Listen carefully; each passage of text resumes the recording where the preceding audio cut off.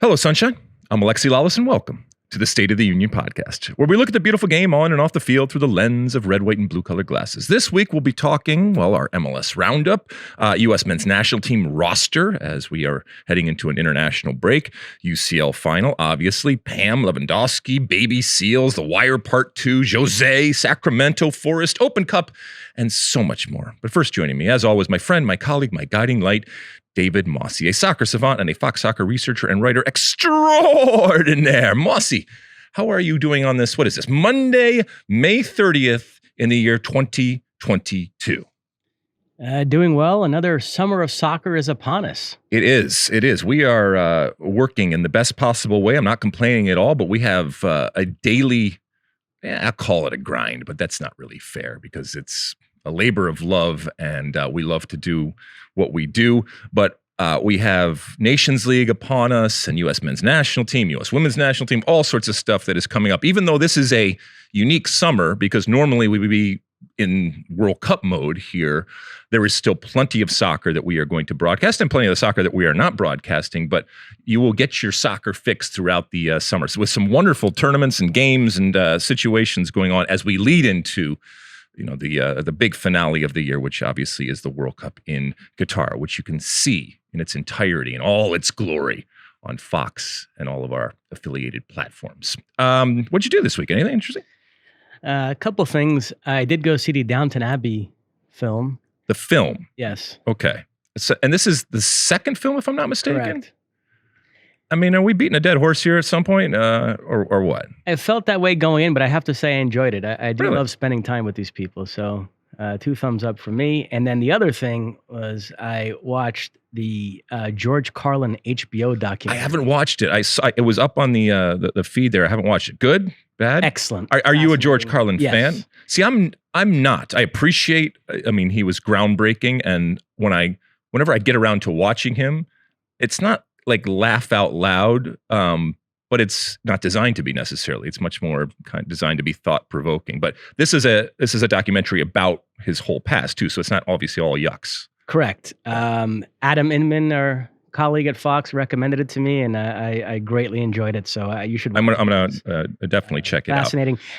2 shows that I have on my list that I'm going to start watching, and one of them, I think I overheard you talking to Rodolfo Landeros about it this weekend, so you might have beaten me to the punch on this, but one of them is We Own the City. Aha. Okay, I'm going to talk about that in a second. The other I've already mentioned is Severance. Those are both on the list. Everybody's telling me Keith Costigan won't shut up about this We Own the City, so I am going to watch. Well, I have thoughts here in a second, but you mentioned that you went and saw the Downton Abbey movie, right? It's a movie? You went to the actual cinema, the theater. I don't know what we call it nowadays, what the kids call it nowadays. But after the pandemic, you've done this a couple times now. Has it started to change in that people are coming back and it's less of a weird, strange feeling?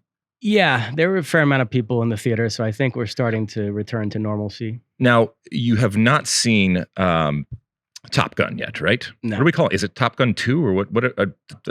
Top Gun Maverick. Excuse me, Maverick. You haven't seen that because this is getting rave reviews. I'm trying to block it out because I want to dampen expectations. You're right. I was talking to Rodolfo last night when we were working some MLS and we were talking about films, and he's the same way. He has yet to see it, but I mean, I have yet to hear anybody not only give it a bad review, okay, but I've yet to hear anybody not say that it is awesome.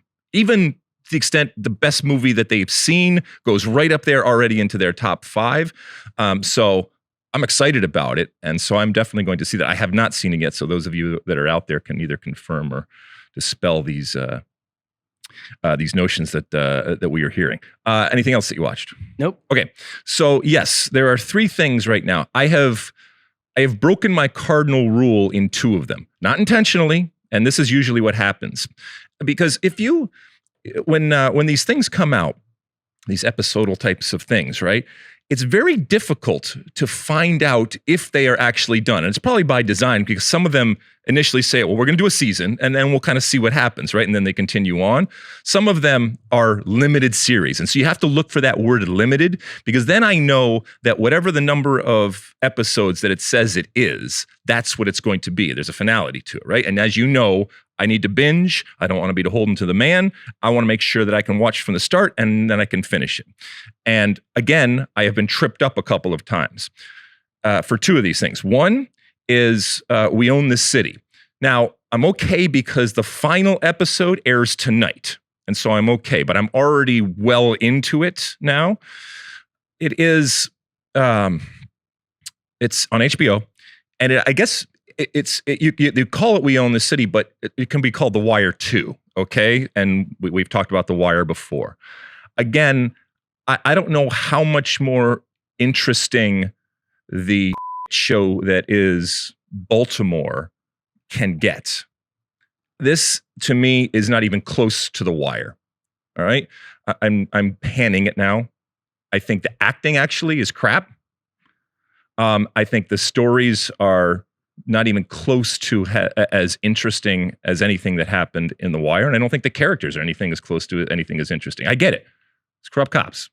All right, it's a corrupt department. I get it. And I'm just saying in this version, I'm not talking about Baltimore right now, although obviously I'm sure like a lot of police departments, it's had its problems. But in this world that was created with The Wire and now continues on here, there is no story if there is not the corruption and the duality of these individuals on, are they saints or sinners, or where do they fall in between, all that kind of stuff. I get all that. So, but I'm going to watch it to the end. So I don't give it a thumbs up. And we should say it's done by the creator of The Wire. Is it? Okay. That's why there's an inevitable compare and contrast there. Yes. And as there would be, and I was sure this creator would understand that, but it does not live up to The Wire by any stretch of the imagination as far as I'm concerned. The other one is The Staircase. And my wife is obsessed with this. She brought it to me and said, hey, do you know there's this staircase thing? Now, I said, yeah, that's been out for years, because I thought she was referring to the Staircase documentary that we have talked about before. Right. And we had, it was a crazy story, and not to give too much away, but it's about this guy that's accused of murdering his wife. And he said it was an accident and all that kind of stuff. So I said, well, I've watched that thing. And she said, no, you haven't, because it's still going on. So now I'm going back and watching this, which is Colin Firth's in it. And it's actually really, really good. And I'm enjoying it. But I come to find out that there's now, I thought it was finished after 6 episodes. I come to find out there's a couple more episodes after that. So I have to kind of temper everything and I have to wait. But that is really, really good so far. And I mean, unless they completely jump the shark over the next couple episodes, I think it's going to finish with a high 2 thumbs up. And then the final one, The Thing About Pam. It's on Peacock and stars Renee Zellweger. It's been out for a while. Really, really interesting portrayal, again, of a true crime, ripped from the headlines type of thing. I think it's a little bit too kitschy and bordering on kind of dark comedy for the serious matter that it discusses. I like a little more dark when it's something like that. They probably do the same thing with the Tiger King one that they did, although I haven't seen that. So those are 3 different things.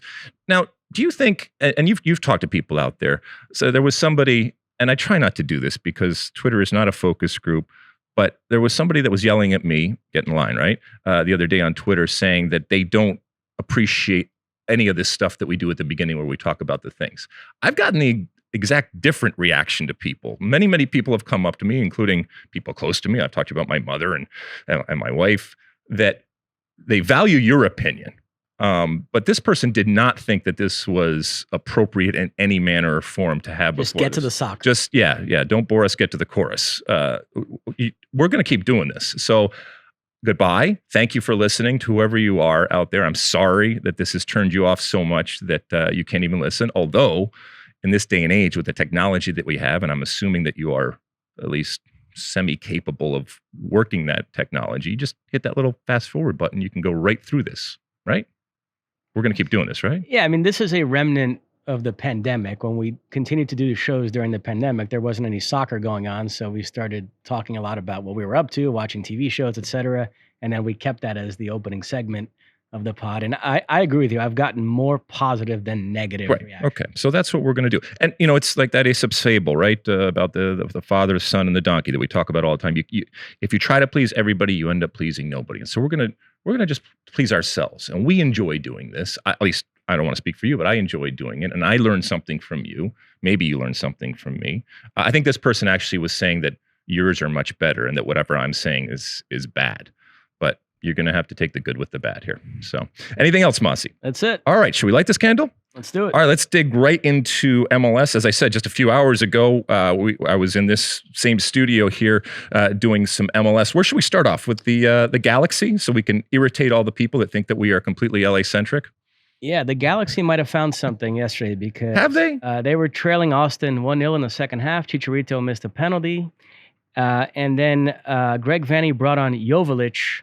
And next thing you know, Joveljic assists Chicharito 1-1. Then Joveljic scores himself to make it 2-1. Chicharito came off, but Joveljic kept going, got another goal and assist. First sub in MLS history to have 4 goal contributions. But it's that brief period in which Joveljic and Chicharito were on the field together that people are seizing on and saying, wait a minute, if your wingers aren't producing, the Cabrals and Costas and Grand Sears, why not play 2 up top? And I agree. And I'd be interested to see Greg Vanney give that lineup a look the next few weeks here. Yeah, this is, it's an interesting moment for Greg Vanney and for the Galaxy. And I guess it's an interesting peek into what Greg Vanney is, or what any coach is, where you have your best laid plans and they haven't quite gone the way that you planned it. And so now you have to decide, do I lean in because I believe that this is how the team needs to play and it's going to come good ultimately? I mean, because they're not in last place or anything. So it's not a drastic, desperate time to do stuff, but you have this situation where you had this player who came over last year with a lot of fanfare and just hasn't quite panned out. And yet now you see that there is something cooking. And it's still a small sample size because he hasn't been lights out. But if you have this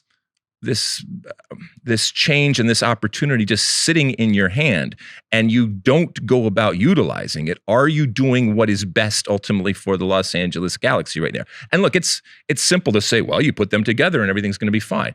Doesn't mean that they could go out there and suck it up too. And I think that the experimentation from Greg Vanney has to continue on. And I think there's a lot of Galaxy people out there that say, at least give it a try, because it can't get any worse, and it's all relative, but worse for the Galaxy with what they have right now, which obviously is not happening. And it may not be happening because of the formation they play, or it may not be happening because of the personnel that they ultimately have. So I think a lot of people are wanting to have it at least try something different and see if there is a tandem and a successful tandem between those two.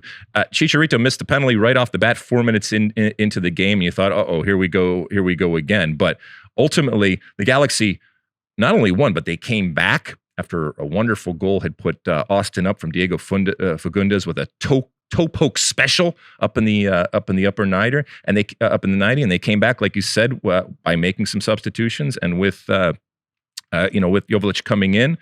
So it was ultimately a good day for the Galaxy, but it does pose some questions going forward. All right, what else? The other LA team, LAFC, showed again they are not Carlos Vela dependent this season because he sat out this game, and still they scored 3 goals, picked up 3 points. They beat San Jose 3-2. They are still atop the West. Ibobasi with both goals for San Jose. He's up to 9, level with Jesus Ferreira atop the Golden Boot race. Some people talking up him as a potential U.S. national team candidate. We'll talk more about the national team here, but you have a number 9, which we know is a area of concern and an open opportunity there. An American scoring goals. Like we said, if there's an American out there that's scoring goals and has an American passport, bring them in. I don't know. I mean, because they don't have a whole lot of players that are doing that. So, all right. So LAFC, yep, they just continue on with Steve Cherundolo, and that they did it without Carlos Vela, who once again has pulled up lame. We'll see how long he's going to be out. And so they sounds like nothing serious. Exactly.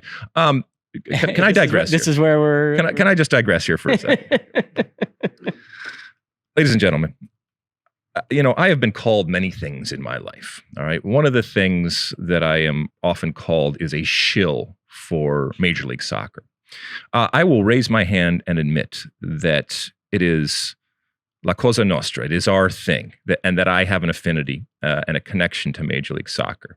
And at times, I am giving the benefit of the doubt to Major League Soccer in a way that I probably wouldn't others, because I am so close to it. And I will, as the kids say, often stand for MLS soccer and the things that happen. For those of you that watch Major League Soccer or watched it this weekend, you will notice that every single game featured the same uniforms and the same colors. One a bluish and one a white uniform. This was done by design. It has been done in the past. It is done because this is an effort to raise awareness. And these are called the Prime Blue uniforms. They are made of recycled material, Parley Ocean plastic, made of plastic that has been intercepted over there by the beaches and by the shorelines. All well-intentioned in order to raise awareness and do the things that you need to do. We've put up a picture here so you can see what in practice these things ultimately look like on the field. And look, people will say, is this really a hill that you want to die on? No, but I think it bears examination here. As I said, I love Major League Soccer, but this is ridiculous, all right? You know what else I love, Mosse?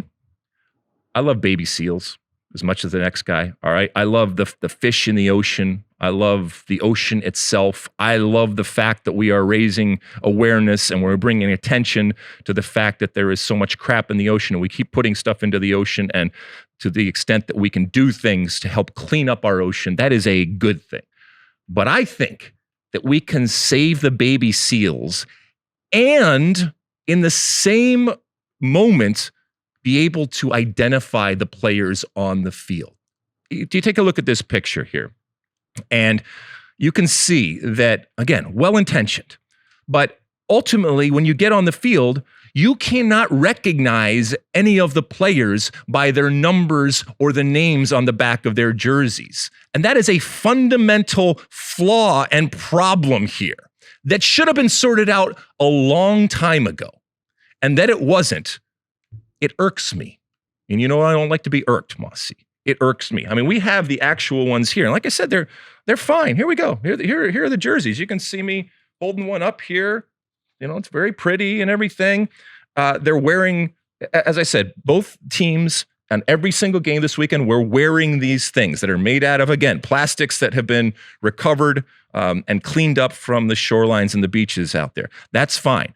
But why the hell can't we see who the names and numbers are on the backs of these jerseys? It made those of us that obviously are working and the broadcasters crazy.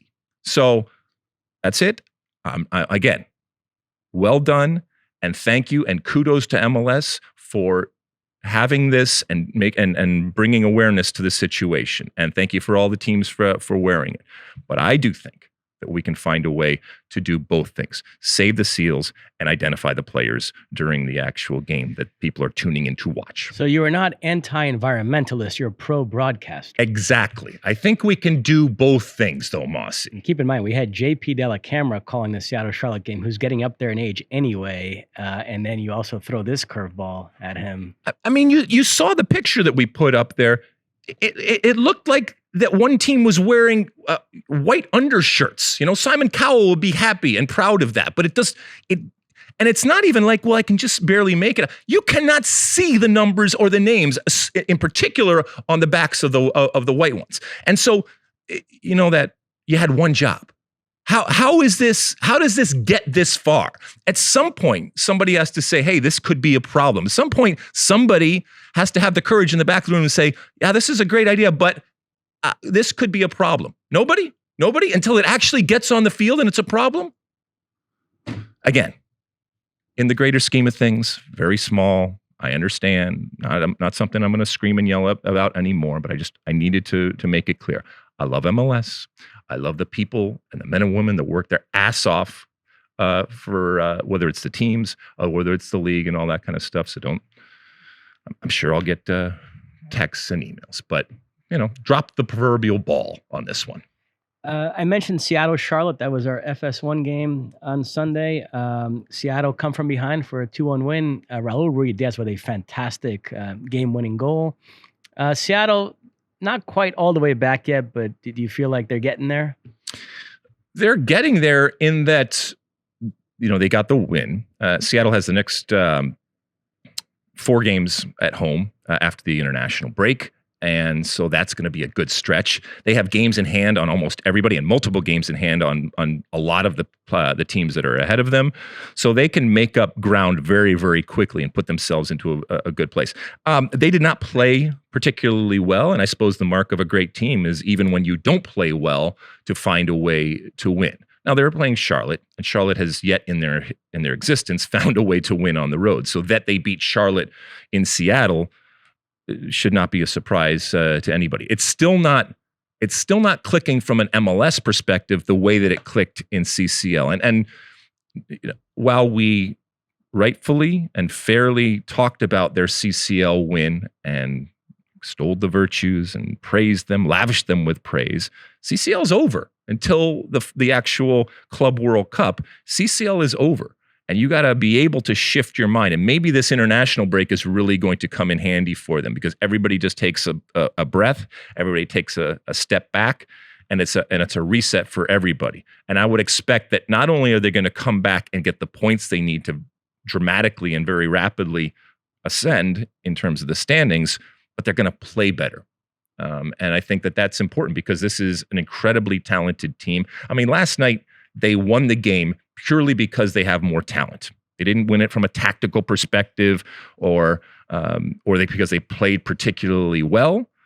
But ultimately, when you have Rui Diaz, who pulls something out of a hat to win that game, you know, that's the difference oftentimes when it comes to some of these MLS teams. You know, not only is Luis Aguilar biased for LA, he's anti-New York, I've come to realize. Neither the Red Bulls or NYCFC games are in this rundown. Is that possible? It's very possible. Let's go there. The number one team the segue here will be, I mentioned the Rui Diaz goal. The Red Bulls beat DC United 4-1. Two incredible goals in that one. Luquinhas' second goal, and then Lewis Morgan with AT&T goal of the week is going to be fun this week, but I suspect that one is going to win it. That was just phenomenal, no?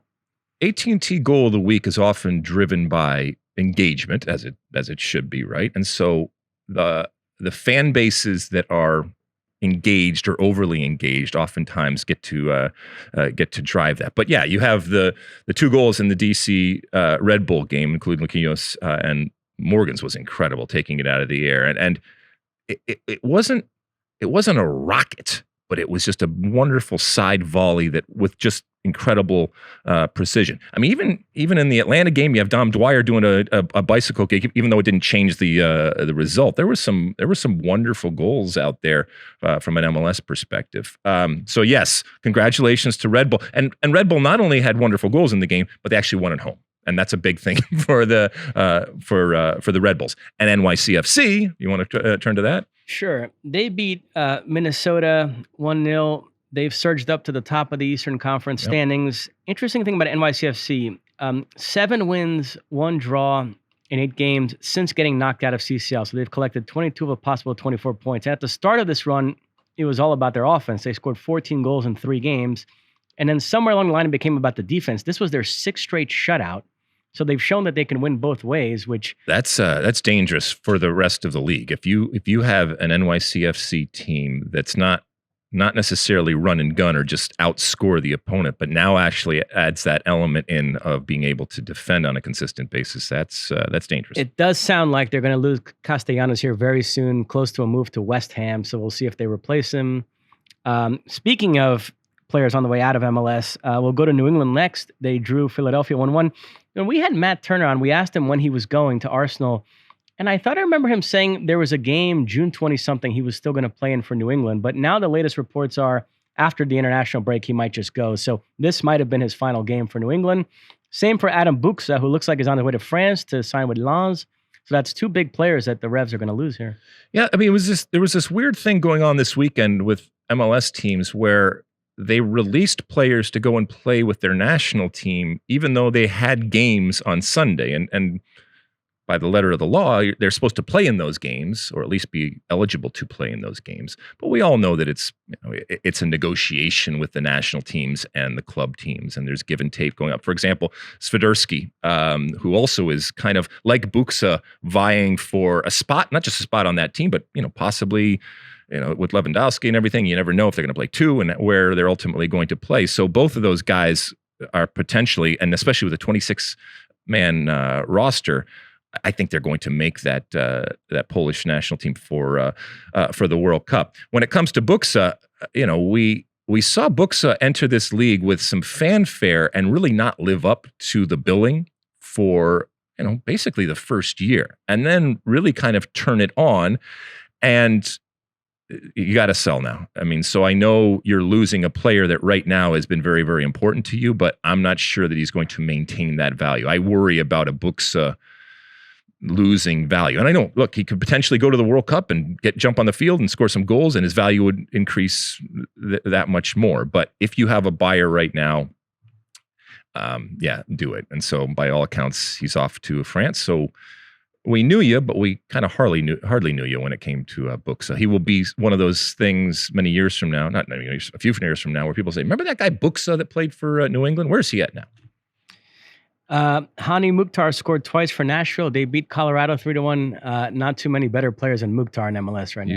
He is, here's a guy that certainly has kicked on, and his team has kicked on. And it's I can't relate to it, but I can only imagine what it's like, because I've been to different countries and cultures and had to adjust, not just in the 90 minutes on the field, but in the other 22 and a half hours that you have to. And as awesome as I believe our country and culture is, it's still an assimilation process. And whether it's the language or the unique aspects of the league or anything else, not just for you, but also for your family, it can take a while. I'm so impressed when players come and don't miss a beat. It's really impressive for them to be able to do that. And Mukhtar, we'd seen what he had done over in the Bundesliga in Germany, and we hoped that would be on display here, but it's taken a little while. But now he is, arguably one of the best players in the league right now, and he's playing for a team right now that just keeps cruising on and getting results. And in a matter of 15 minutes over there in Colorado, they put the game to bed, got their 3 goals, and said thank you very much. And Colorado had nothing in return. I do think this is a little bit of an aberration for Colorado, which has been so good at home in this. And they might just go back and say, all right, it had to happen at some point, and that it happened today. We can say do better in that 20 minutes, and then things are differently. But I don't think they're going to lose a lot of sleep over this result. Inter Miami beat Portland 2-1. Another goal for Campana, who was called up by Ecuador, who, until I hear otherwise, I'm going to assume are going to the World Cup.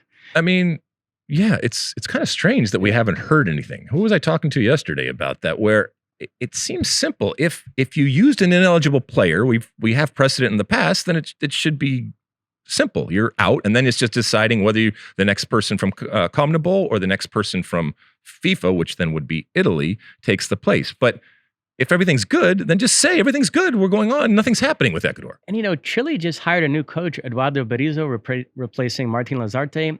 And I feel like it's a different hire if you're going to the World Cup in a few months rather than the start of a new cycle. Right. So it's weird how they had to make that decision, not knowing exactly what their fate is. Well, Campana he cares, but he is hoping that everything is, copacetic and he gets to go. Incidentally, I forgot to mention this before. We talked so much about Chicharito in Mexico. There's a similar situation playing out with Rui Diaz in Peru. He's on the outside looking in right now. A lot of people clamoring for him to be in the squad. Gareca not calling him up. So that's one to keep an eye on the next few months if Rui Diaz can. Anna Hegerberg, too, over there. She's got a problem, too, with her national team coach.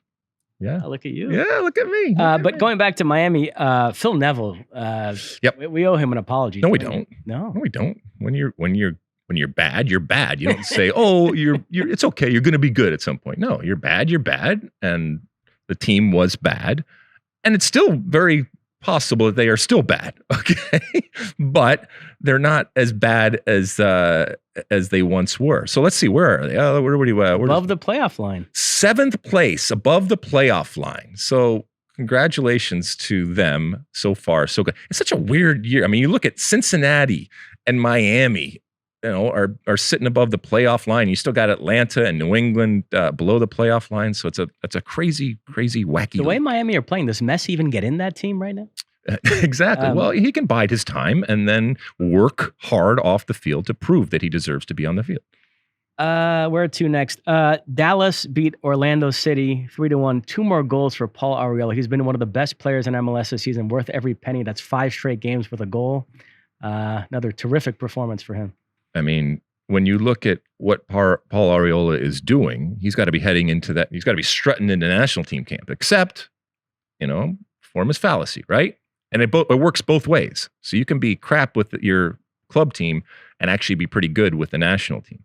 And you can also be flying with your club team and then get with the national team, and it doesn't happen. We mentioned Atlanta earlier. I just want to circle back, and because God forbid the Columbus people don't get their love, especially nowadays where there's not a lot of love to go around when it comes to Columbus. So well done, Columbus, going into Atlanta. Atlanta has not turned the corner, and I know lots of injuries, but again, a lot of teams have injuries. You got to be able to adjust and figure it out, and they haven't. And so again, in front of their home fans, they lose to Columbus, and Columbus is not a great team. Josef Martinez did come back. He was on the bench, right? And he came back in, so that could be good news going forward. But again, what kind of Josef Martinez are we going to see? Because we always compare it to the Josef Martinez that at one point was, not arguably, he was the best player in Major League Soccer. 2 more games and we'll call it a day. Okay. Toronto beat Chicago 3-2. Toronto snapping a long winless run, and Chicago now at the bottom of the Supporters Shield standings. Pozuelo and Toronto FC and Bob Bradley up there have to be happy about that result. And when it comes to Chicago, remember, we were again, see how things can change drastically and dramatically and very, very quickly. I mean, Chicago was this team. I think I said it yesterday. I don't have it in front of me, but they have not won a game since March 19th. And that is a problem. And of those games since then, they've lost like 7 of the last 10 or something like that. I mean, it's crazy that this team that was so good, and part of the reason why we were looking at them as being so good was they weren't letting in goals, and now they're not only letting in goals, but they're also losing. And so for Ezra Hendrickson and all that money that they spent over there on Jordan Shaqiri, this is not good enough. And this was supposed to be a turning of the page. This was supposed to be a new chapter for Chicago, and that they were heading in the right direction. And yet, despite new players, despite a new coach, we find them in the exact same place that they have been, unfortunately, for a number of years in the past, sitting at the bottom. It's got to be better, Ezra Hendrickson. Finally, Montreal beat Cincinnati 4-3. Crazy thing is, this was the same score the previous meeting this season. Montreal also won that game 4-3. The bad news here, Djordje Mihailovic subbed off early with an injury. This is ahead of him joining the U.S. national team camp. So that's a perfect segue set up by Luis Aguilar that can get us into talking U.S. national team, if you'd like to make that turn. Well, hold on a second. And it was weird because normally, if there is an injury and a real injury, that they make a change and bring somebody else in. That hasn't happened, so it might not be as bad as it looked in that moment. But either way, a lot of people, including myself and you, we were interested and curious to see what the return of Djordje Mihailovic to the national team was going to look like, where he was going to fit in, obviously playing out of his mind right now for Montreal.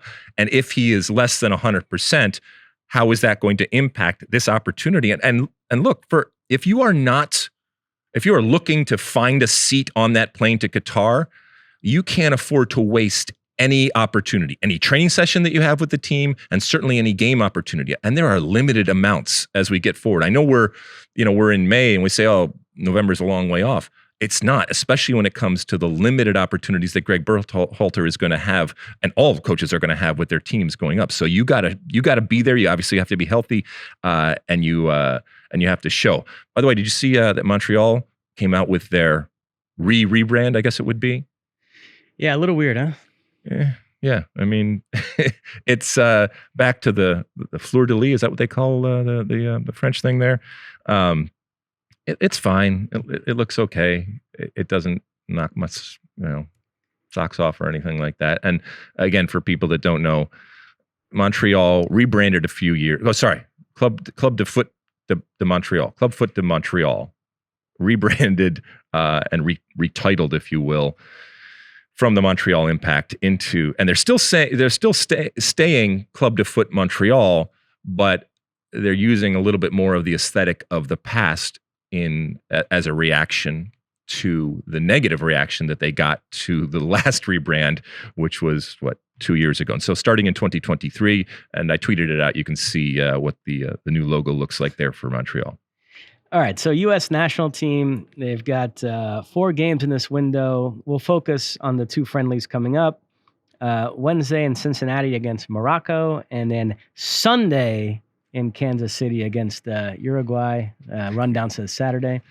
Any chance you get to just, show poor Luis that he made a mistake. The guy's doing it in the middle of the night, trying to get this out for us, working his ass off. We talked plenty about the roster last week. We can revisit all that. In the pregame show for our Seattle-Charlotte game this past weekend, we did a U.S. national team segment. We identified goalkeeper, center back, and striker as the most fascinating positions right now, and you were asked to provide a depth chart for each of those spots. You had Gyasi Zardes number 2 in your striker depth chart, which Twitter had an interesting reaction to that. That's what Twitter does. Would you like to? Well, I will only say this. When it comes to depth charts, okay, a few years ago, somebody asked me for the depth chart of the number 9 striker position for the U.S. men's national team. And I famously included Jozy Altidore in it. And not everyone, but a lot of people lost their shit, right? And so in this depth chart, I put Gyasi Zardes. Now, Gyasi Zardes, unlike Jozy Altidore, has actually been involved and consistently been involved with Greg Berhalter's setup for a number of years. We know he's just made the move to Colorado. The reason why I put Gyasi Zardes in this depth chart is the same reason why I put Jozy Altidore in the depth chart back there. Because there is such a dearth and there is such a void of anybody that has stepped up and taken hold of this position, not with both hands, hell, with just one hand at this point. Jesus Ferreira right now is the man of the hour. He's playing well, but keep in mind, Jesus Ferreira plays that position in a much more false 9-ish way, which I don't think is ideal for what Greg Berhalter wants to do, but he may not have any choice in the matter when it comes to it. That Gyasi Zardes is in my list should tell you everything you need to know about how, again, bare the cupboard is when it comes to the 9 position. And I'm not saying that, that PFOC or Haji Wright or somebody else can't come in. And we've talked about Daryl Dike over the last couple of years. We talked about Ricardo Pepi over the last couple of years. I'm not saying somebody can't come in, but until that actually happens, I think it's completely justifiable for me to look at somebody like Gyasi Zardes, who I know is not a Brian McBride, okay? Who I know is not at his prime Jozy Altidore, but at least has been consistent, understands what the team is all about here, is one of Greg's players. I'm not saying he's going to be on the plane, but that's the depth chart right now. Until somebody comes along and proves me wrong and says, no, this guy is better than Gyasi Zardes, then that's it. I'm not happy about it. Don't kill the messenger. This is just where the U.S. team is. And I don't think it's going to change, to be quite honest with you. I don't think it's going to change. We're going to be talking about the number 9 position and the problem that exists when it comes to the 9 position all the way into November. And if we go into the World Cup with Jesus Ferreira, as much as I love this player and I think he's wonderful, if we go into a World Cup with Jesus Ferreira playing a number 9-ish type of position up there, I think that's a problem for the U.S. It's not a problem when you're Manchester City, okay? It's not a problem when you're peak Spain. But for the United States, yeah, I think that's a problem right now. If the World Cup was this summer and Greg Berhalter had to name a squad tomorrow, if you were in his shoes, you would take Gyasi Zardes and not Ricardo Pepi. Yeah. And I'm going to go against some logic because I do think that Greg Berhalter is leaning in hard, and it's not wrong, on young and yes, inexperienced players over others. I mean, and Gyasi is obviously older. He's not going to be a problem. Gyasi's never a problem on the field. And he's been around that group. But all things being equal, I do think that Greg Berhalter wants to kind of use that young team. I mean, we're bringing the youngest team to the World Cup. We had the youngest team that qualified for the World Cup, and unless something changes, I think it's going to be the youngest team that's going to go to the World Cup. And I think he takes pride in that, and I think he sees something that he can use in that. I don't think he wants to mess up that dynamic. Not that Gyasi Zardes would, but Stefan Fry as a goalkeeper right now, good goalkeeper, even a great goalkeeper, in my mind, probably should be involved in the conversation, but also I'm not in that camp. And so I don't understand and feel that dynamic. And you throw an older player in there, and not a toxic, horrible player that's going to bring in be a cancer or anything like that. A good guy, but it changes the dynamic if you haven't been in there. And we should mention a goalkeeper. Stefan dropped out of this squad because of family reasons. Sean Johnson called up. In the depth chart, Stu did one as well. He had Matt Turner 1, Stefan 2. You put them as 1A, 1B. So you feel like they're tied right now. I mean, I feel like they're tied in my mind. In Greg Berhalter's mind, I think that he's going to go with Zach Steffen. I just think that he believes that for the way they want to play, he has more confidence that Zach Steffen is going to have both of the components that he values. 1, stopping the ball, and 2, playing out of the back. And, we talked to Matt Turner a couple weeks ago, and I told him that I think he's much better with his feet than people give him credit for. And I think he's improved dramatically over the last couple of years. But theoretically, all 3 of our goalkeepers could be not only playing in England and playing in the EPL, but also, in the EPL, but not actually, but they could all be, second goalkeepers and therefore not playing. Is that a bad thing? Yeah, you'd want them to play. Does that mean that they can't save the ball come November and December? No, I do think I would start Matt Turner, because I think that when it comes down to saving the ball, which I think is the most important thing, as crazy as that is for a goalkeeper, I think that he is better at doing that. And I think that the playing out of the back factor is going to become less and less important as they get up against better and better teams that have more of the ball. And then at center back, both you and Stu had Walker Zimmerman number 1. You had Aaron Long number 2. He had Chris Richards. So that's a point of disagreement there. So if the World Cup was tomorrow, your center back pairing would be Zimmerman and Long.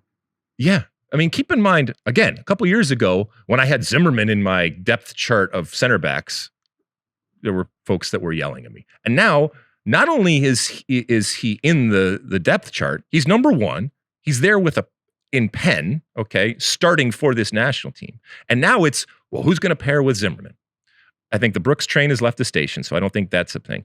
But also keep in mind that Aaron Long, at one point, was what Zimmerman is now. He was on course to be the center back, and who was going to pair Walker Zimmerman. The problem right now is if you're going to play 4 in the back, and I say if, and I'll tell you why in a second, if you're going to play 4 in the back, the reason why Zimmerman and Miles Robinson paired so well is that they were different types of players, and Miles could cover from a physical perspective any deficiencies that others had. And Walker is also, better in the air, and there was a good connection. And so it's a pity that we're not going to be able to see that. So now who comes in next to Walker Zimmerman? Because Aaron Long has kind of been there, and I know he's coming back also from an Achilles injury, but because he has been there, I give him the nod over others, because the other ones, either they're not there like a Chris Richards, or they haven't been there a whole lot. Doesn't mean it can't change here in the next couple of months.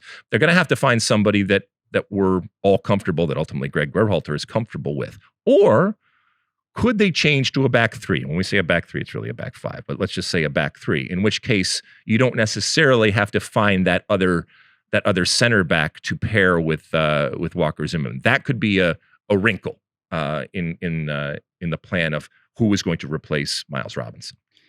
In terms of the opposition, Morocco named their pretty tasty squad: Ashraf Hakimi, Mazraoui, who just signed with Bayern, Amin Harid, and Nesri, the striker for Sevilla. It's unclear how many of those players are actually going to be on the field in Cincinnati on Wednesday. I've seen conflicting reports about how many of them have traveled.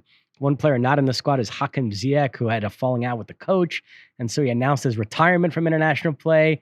And we'll see if he sticks to that and actually throws away a chance to play at the World Cup, which would be unbelievable.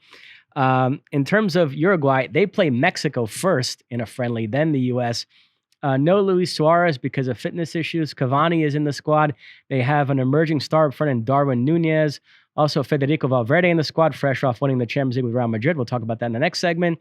I'm curious to see at the back, Diego Godin at club level is completely washed up. He's playing in Brazil now with Atlético Mineiro, and he's been so bad that he's like the fourth center back in the depth chart, hardly ever gets in games, and yet he's still the captain and still starting games for Uruguay and played pretty well down the stretch in qualifying. They figure out ways to protect him, surrounding him with Araujo and Jimenez and guys that can cover a lot of ground, but I'm curious to see how long that lasts. But yeah, it's two good tests here. You know, they've been playing just CONCACAF opposition for a while. Now they get two pretty solid teams from other regions, Morocco and Uruguay. So I am curious to see what that looks like. We are recording this on Monday morning, Monday, May 30th, as I mentioned. And there's stuff going on here. And I just want to get this in because Fabrizio Romano is reporting that Real Madrid are preparing an opening bid for talented goalkeeper Gabriel Slonina.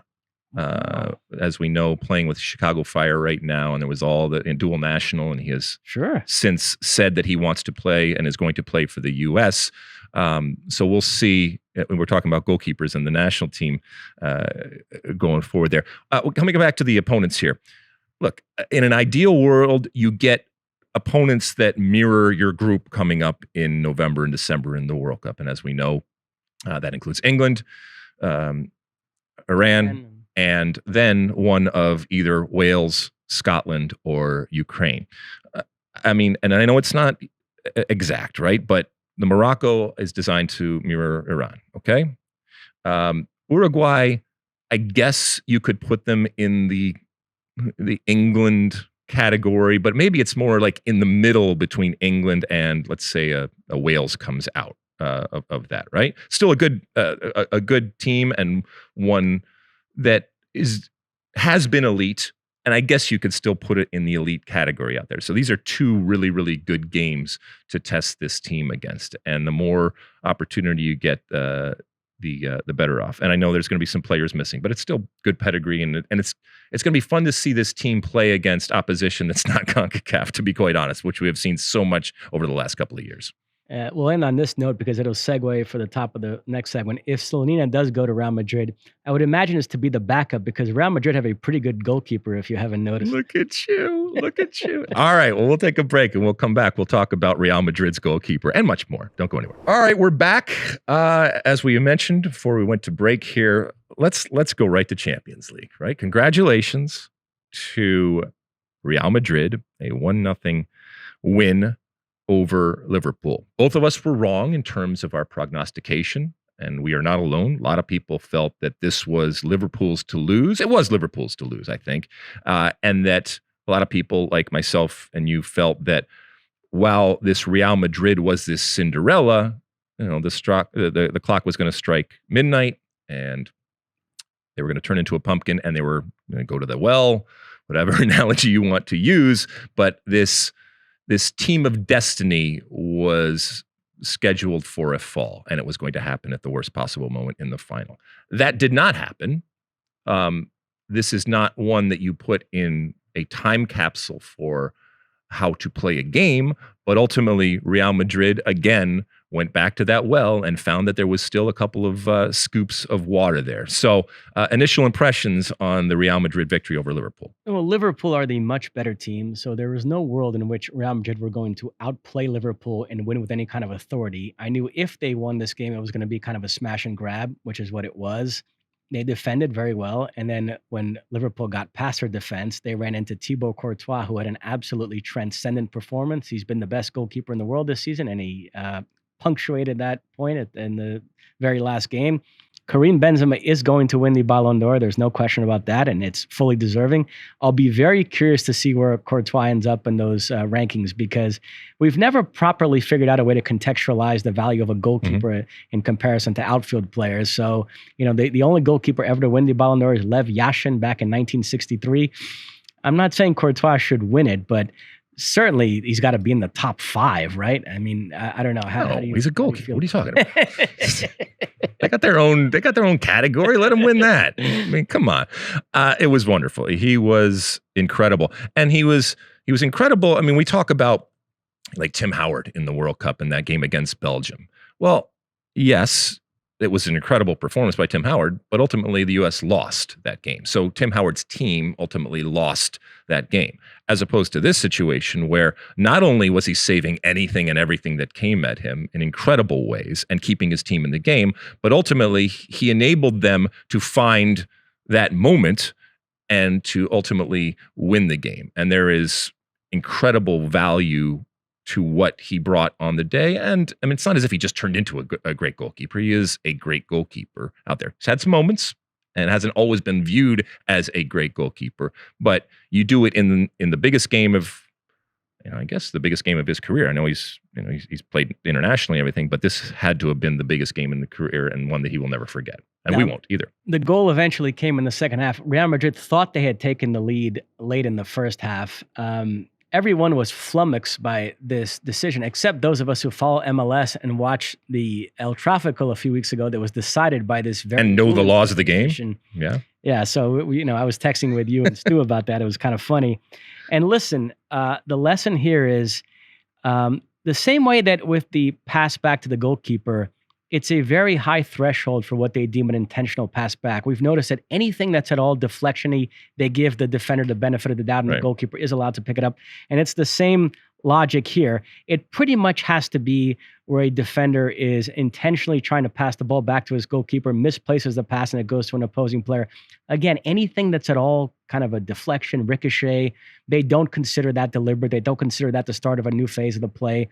And so, you can disagree with the rule, but the rule written the way it is, I agree with that LAFC goal getting chalked off at the end of that game, and I agree with this goal getting chalked off. What did you make of it? So the intent part of it that everyone was talking about, I think you would agree with me that while there was an intention to play the ball, the intention to play that ball to the opposition was not there. And that's where, look, it is a subjective type of decision. And ultimately, with all of the technology that we have, it's a human being or multiple human beings with the advantage and the help of the technology that we have making a subjective decision. And there were people that will agree and people that will disagree. That so many people didn't even realize this was part of the laws of the game and that this was therefore able to be justified through the laws. That says a whole lot more about the fact that we like to scream and yell about stuff that sometimes we have no idea about. Do you have anything to say about the crowd trouble, the situation with the French police? Obviously, it's not good. I will say, like a lot of these things, the knee-jerk reaction that we all have, and I think it's justified to say, the police don't know what they're doing, and the security was wrong. I think we're going to find out a whole lot of other stuff here, and there's already stuff coming out. And this is, again, I am not laying blame to anyone, but there was a lot more people there than obviously had tickets, and some of the people that had tickets either knew that they had counterfeit tickets or had tickets and they didn't know they had. That there is the need for pepper spray and that kind of stuff. I don't quite understand that. But of course, I'm not in there, and I'm not in the shoes of the security looking at the situation. Nobody. I know that there are those that are conspiracy theorists out there, or those that look at the security and the police in a different way. I don't think that they went about saying, we're going to make this into the biggest mess that we possibly can, the biggest fiasco, and therefore make us look bad, make the game look bad, and make the country look bad. I don't think that they actively went about trying to do that. But obviously, there was a breakdown somewhere along the way. And, they have all these different things. It's not the first game that they've ever had there. And something went wrong along the way. And it's bad. It was a bad look for everybody. And it marred what should have been a wonderful celebration. Did it have an impact on the result on the field? No. Again, it played out the way you thought it was going to play out, in that Liverpool. I will say this though, and this is getting away from the security issues, but Liverpool didn't play as well as I thought that they were going to play. There was a little something missing, and I'm not blaming it on what happened outside, but ultimately they didn't show up in the way that I thought they were going to show It up. is remarkable for a team with so much attacking talent that in the 3 finals they played, they did not score a single goal. And it's Klopp out. 330 minutes of finals play and not a single goal. Did you have an issue with Liverpool still holding a parade after losing? What do you mean? Pray for what? When they got back to Liverpool, they held a big parade For what? to commemorate the season as a whole. They did? Yeah. No, are you serious? Yeah. Really? Absolutely. 100%. Well, what are they celebrating? Well, it's the fans thanking them. Everybody gets a trophy? What's This going on incredible here? season. They won 2 trophies, came close to winning 2 others, just 4 defeats in 63 games. I know it's been a big point of debate on Twitter. Some people think it's ridiculous. Others think it's okay. I mean, if you want to pat yourself on the back, go ahead. If you want to give everybody a trophy, go ahead. I think it's ridiculous, but I don't have a huge issue with it because it's Liverpool. You would never see Real Madrid or Bayern Munich or certainly like a Manchester City or PSG do that. There's something more ruthless about how those teams go about their business. they're a real club. What? Well, they've cultivated this almost like a college atmosphere, the way that City loves that team. And so at the end of a long season, they just wanted to have a big kind of end of season celebration and thank them for what a fun ride it was. I mean, it was, look at that. Luis Aguilar holding up the picture there. Oh, okay. So they were on the double-decker bus? Yeah. They did. After losing? Yes. All right. I mean, I don't think it has to do with Real. Who else is going to do that? I mean, the Galaxy's not going to do that. I mean, most sports teams are not going to do that. And look, it's not that you can't appreciate how good they are. If the fans had showed up at the airport to welcome them back, more of a spontaneous type of thing, you would have been fine with that. But for the club to actually organize a parade, you find that weird. Yeah, I find that weird. I mean, I'm sure Keith Costigan will be able to justify it. After your comments about We Own the City, he already turned off this podcast. Right. That's like his favorite new show. Oh my God, it's so bad. Anyway. I will say, back to the crowd thing, just to interject myself into this conversation for 1 second. Okay. In the summer of 2019, we spent 6 weeks in Paris covering the Women's World Cup. After that, I traveled to Italy for 10 days, but then I came back to Paris for a couple of days so I could fly from Paris back to LA. And my last day, the very last activity, I had like half a day to play with because my flight was in the afternoon. I went to this famous cathedral in Saint-Denis where all the kings and queens of France are buried, the Basilique de Saint-Denis. And the stadium is very close by. You take the metro from downtown Paris to Saint-Denis, you pass right by the Stade de France. And the metro dropped me off in a place where it wasn't easy to figure out where the cathedral was. So I did some wandering the streets of Saint-Denis trying to get myself situated.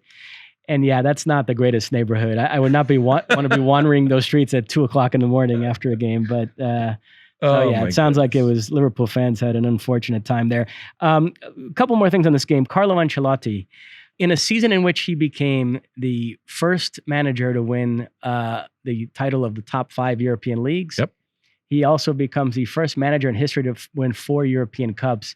And it's just interesting that in this era of Pep and Klopp and Mourinho, these big personalities, these revolutionary managers, that such an unassuming guy has quietly maybe put together the best resume, the best career out of all of them. Could you make a case that Ancelotti is actually the greatest manager of this era? You could. I mean, I would push back a little in that I think his character is the anti-character relative to the people that you're talking about. So in essence, it still is a character, and that he is the stoic, even-keeled type of manager. It makes him unique relative to the people that we are talking about, but it doesn't make him any less of a personality and character. As a matter of fact, sometimes you can get a whole lot more out of it because the words ultimately that are spoken, because they're so infrequent, or the way in which they are spoken, have a gravitas that others don't. So yeah, I mean, he's wonderful. And by the way, it should be said that this Real Madrid team is not great. Okay, we've said before, it's got some great players on it, but relative to previous Real Madrid teams, that he is able to do this and more than the sum of the parts and all that kind of stuff. That's important. And I do have, always talked about, a great goalkeeper, and they do have Benzema, who has taken them through. But there's just a wonderful simplicity about Ancelotti. He just, I don't want to sell him short, but a lot of times he just does the obvious. He doesn't overthink it. Well, Pep, as much as I love him, even in the game against Aston Villa, in which they clinched the Premier League title, he did that crazy thing where he played John Stones at right back, Fernandinho in the middle, made no sense. At halftime, he had to correct it. He brought Zinchenko on for Fernandinho, moved Cancelo to the right, Stones to the middle. And then what a novel concept. He had guys all playing in the right positions in the second half, and the team improved because of it. Ancelotti, I feel like, would never have made that mistake. He would have just put everybody in the right spots to begin with. I think that he has come to the moment and the realization, and maybe Pep or others will come to this moment too, but I doubt it, where he has given himself over to the game and to the fact that, yes, it is beautiful, and yes, it is beautiful in its simplicity. It is also maddening, and trying to find meaning or order within it, or explanation as to why things happen or don't, is difficult to say the least, and is probably ultimately impossible. I think that people like Pep are hell-bent on finding the formula. And I think Ancelotti has said there is no formula, and that's okay. And there's a zen to that. And it probably drives Pep and others crazy that they haven't hit upon it. Not for lack of trying, but I think Ancelotti has been through stuff and enough stuff to say that it's a fool's errand, and it's just a waste of time and effort and resources to try to find the key to unlocking the game, because you're never going to find it. Doesn't mean that you can't value and praise Pep and others for attempting to find it. But Ancelotti says, I'm not going to find it, and maybe it's not even there. At Real Madrid, they've won their last 8 European Cup finals, all 8 they've played in the Champions League era, and this was their 5th in the last 9 seasons. And to your point about them not being a great team, if you go through, in none of those seasons were they like the clear-cut best team in Europe. So this has been such an interesting run of theirs, because it just feels like a team that's always up there, one of the best teams, and has a unique knack for winning this competition. But there was a magic associated to this. Certainly when they had Cristiano Ronaldo, it felt less. You weren't as surprised ultimately right. when they won, as opposed to this team. And I mean, look at the teams that they went through. And more importantly, not the teams they went through, the way in which they went through. And, coming back, and ridiculous goals and comebacks at the end of this was next level. Yeah. Yeah. But yeah, it's just funny that although we both agree that Champions League matters more, it's still, if you look back at past dynastic runs in European football, it was usually also accompanied by domestic success. And in Real Madrid's case, over the last 9 seasons, their European success has been so disproportionate to their domestic success. So it's hard to, now this season, no, they won La Liga as well, but only 2 of those 5 Champions League title winning seasons did they also win La Liga. So that's kind of interesting. Should we move on to our friend Jose? Yeah, so I mentioned Mourinho before when we were talking about Ancelotti. So he did collect the European trophy himself last week. Roma beat Feyenoord 1-0 in the Conference League final. Zaniolo with the only goal. I mentioned that when Roma advanced to the final, Mourinho was crying on the sidelines. I found it very endearing. Mm-hmm. He was mostly on that tip again after this final. There was a moment where he held up 5 fingers to indicate that he's won 5 European finals, which, again, I don't want to make a federal case out of this, but that's something that's personal to him, has nothing to do with Roma. I'm trying to imagine Pep, Klopp, or Ancelotti in that moment doing anything that was about them and not about the team they just guided to the title. It's so you're saying had he won it all with Roma, it would be different when he's putting up. But now he's incorporating stuff that this team. It's a little bit of this weird part of his personality that immediately goes to like my personal record and my resume. It doesn't surprise you, right? I mean, that's who he is. So in that sense, he is playing that character to a hilt, right? Yeah. So you just don't like it. It rubs me. It rubbed you the wrong way. But last week you were enamored, endearing way in which he reacted, and then this week he went back to being Mourinho. I mean, does winning a Conference League title kind of launch him back? If you were a big club in Europe looking for a manager, is Jose Mourinho a guy all of a sudden again that you think about? I will say this, because of the lack of parity that exists. There are, I guess, silos or levels, if you will, where I do think it's appropriate if and when you do something in that, I mean, Roma was never going to win Champions League. And so for them or Europa, I mean, Europa, they were never going to be that type of team to do that. And so within the world in which they inhabit, and that world is created by the talent that you have, the money that you spend, and the expectations that people have of you. Within that world, they are successful, and therefore that type of celebration from him, I think, is completely justified. And this is also a team that hasn't won anything, all right, in a long time. I mean, forever. And so that he is able to, because ultimately it's about the money shot. It's holding up a trophy with the confetti and the music playing. And that's what people want to see. And ultimately that's what you are judged on. That it is, what do we say? So it's not the NIT, it's the next one, the next one down. Whatever it is, yeah. I mean, we're going to celebrate it from afar and value it from afar within reason.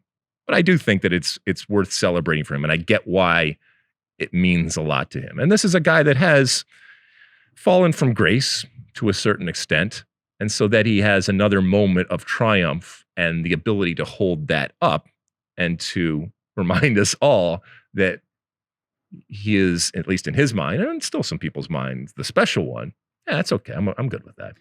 You know, it's funny. I was determined to make the Real Madrid chat not too Brazilian, but I went so far in the other direction. We didn't even mention that Vinicius Jr. scored the winning goal in the Champions League final.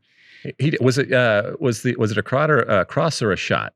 I think it was a cross by Valverde. Really? And by the way, are we sure Vinicius was onside? In this world in which we review everything, that one we didn't even take a look at. It was pretty bad. I actually thought, speaking of onsides and offside, I actually thought the controversial one that ultimately was called offside, I actually thought that Benzema was offside on the initial ball over the top, and that's what they were worried about. And everyone kept talking about the other thing. I said, anyway, so was he onside? Yeah, I mean, I think that they would have looked at that. Those are one of the easy ones to happen. You think it was a cross? By Valverde, yes, I do. You're not. No, I'm okay with it because if you see him, he looks up twice as he's getting ready to hit it.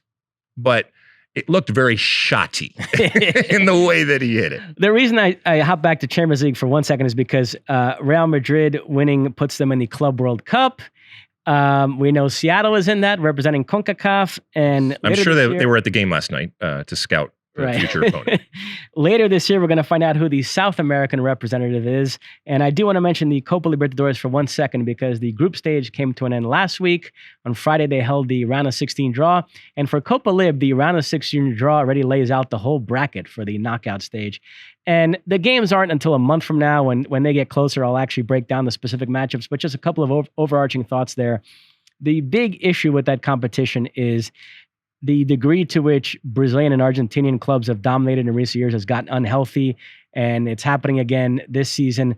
12 of the 16 knockout stage participants are from those two countries, 6 each from Brazil and Argentina. Now, a lot of people think that there's been a separation even between those two countries, but Brazil, with its financial advantage, the last 2 Copa Lib finals have been all Brazilian, so there's been a lot of hand-wringing in Argentina about that. I will say, over the course of this group stage, I didn't notice any gap. In fact, one could argue the Argentinian clubs by and large played better than the Brazilian clubs. So we'll see if that carries over to the knockout stage. But yeah, Seattle, if you're thinking ahead to the Club World Cup, we know now Real Madrid from Europe. I'm 99% sure it'll be a Brazilian or Argentinian club. And looking at the way the draw shook out, I would bet it's going to be either Palmeiras, who are the 2-time defending champions, Flamengo, Atlético Mineiro, River Plate, or Estudiantes. I think those are clearly the 5 best teams. River Plate, though, they are losing Julian Alvarez, their star striker, who's going to Manchester City in the summer. And all he did in their last group game in the Libertadores was score 6 goals in an 8-1 win over Alianza Lima. He's an incredible talent. He's the reigning South American player of the year. I expect him to be on the plane with Argentina to Qatar. He's one of the potential rising stars in the tournament. So yeah, that's where we are in Copa Lib. So we're a round of 16 now, right? Correct. When's the final? How much? It's in October okay. in Guayaquil, Ecuador. Oh, I know Guayaquil. Yeah. I lived in Guayaquil. Maybe we'll go to that game together. You can show me the old place I've ever been in my life. Oh my God. All right, cool. So that's the Copa Lib thing. Anything else? So that's it for club stuff. So we want to hit on some global national team stuff. We're very excited at Fox. Yep. Our UEFA contract kicks in this summer. We will be bringing you the UEFA Nations League starting this upcoming week. Lots of great games: Spain, Portugal, Belgium, Netherlands, France, Croatia, Italy, Germany. Do you want to explain to people what Nations League is so that people understand out there? Well, this is the third edition of it. So it doesn't matter. It doesn't matter. It's worth repeating. We want to bring everybody into the tent, my friend, and we want to be as welcoming as possible. And we recognize we're not going to slow the bus down to a stop, but we will slow it down a little bit and educate people. And I had an exchange with one of our prompter guys before we started taping the pod, and you felt like that was exhibit A of me being unwelcoming to people outside the tent, right?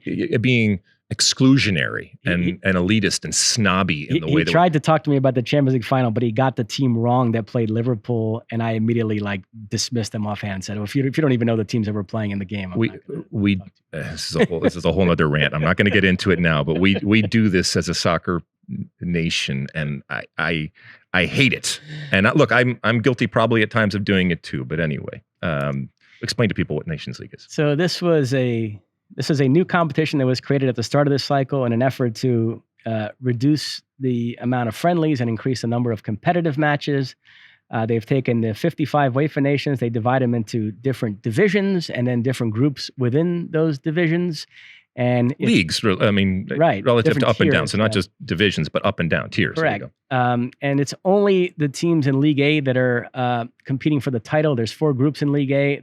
The 4 group winners then advance to the semifinals and final, which take place at the country of one of the final 4 participants. So we don't know where yet. And then in the lower leagues, what you're fighting for is if you win your group, you get promoted to a higher division for the next edition of the tournament. If you finish last in your group, you get relegated to a lower division. And it's also linked to Euro qualifying, which we also have on Fox, Euro 2024 in Germany. Once they're done with Euro qualifying, they'll have 21 of the 24 spots for that tournament determined. The last 3 will be via playoff, and they take the 12 best performing nations in the Nations League that haven't qualified yet, and those are the ones that contest the playoffs to get into the Euro. So it's taken very seriously. And we have something similar when it comes to CONCACAF created its own version. The U.S. won the inaugural edition last year, beating Mexico in the final in Denver. It was great, and yeah, everybody likes this. It's had a lot of juice. The 2 editions in Europe, Portugal won the first one. They beat the Netherlands in the final, and then France won the second edition, beating Spain in the final. And so we'll see. The semifinal and final for this won't be till the middle of next year. So. We're just doing the group stage now, and then we'll have a World Cup. And then when we come out on the other side of the World Cup is when we'll actually determine the champion for this competition. But it's going to be fun for us, not just to broadcast Nations League, but also it gives us a good prep for the World Cup in November and December. Now, not all the teams that we're going to broadcast have qualified, but a number of them have. And so to get this look, and not just this look at these teams, but in a competitive environment, I think it's going to be really fun and important. And for those of us that are prepping for November and December, it's a real interesting thing and a good thing for us. But what really kicks off our summer of soccer is this Finalissima match we have on Wednesday, which is the champion of the Euros versus the champion of the Copa America. So it will be Italy against Argentina at Wembley. This is a new thing they've cooked up. Italy, as of now, not qualified for the World Cup in Qatar. Who knows? Could change. Like you think there might be an Ecuador situation? That's. Europe, I mean, you they can know. Find that. You never know. But still, North Macedonia, but still European champions, and playing at Wembley against Argentina. That'll be fun on June 1st. You can find that on Fox. Let me say one thing. Oh, okay.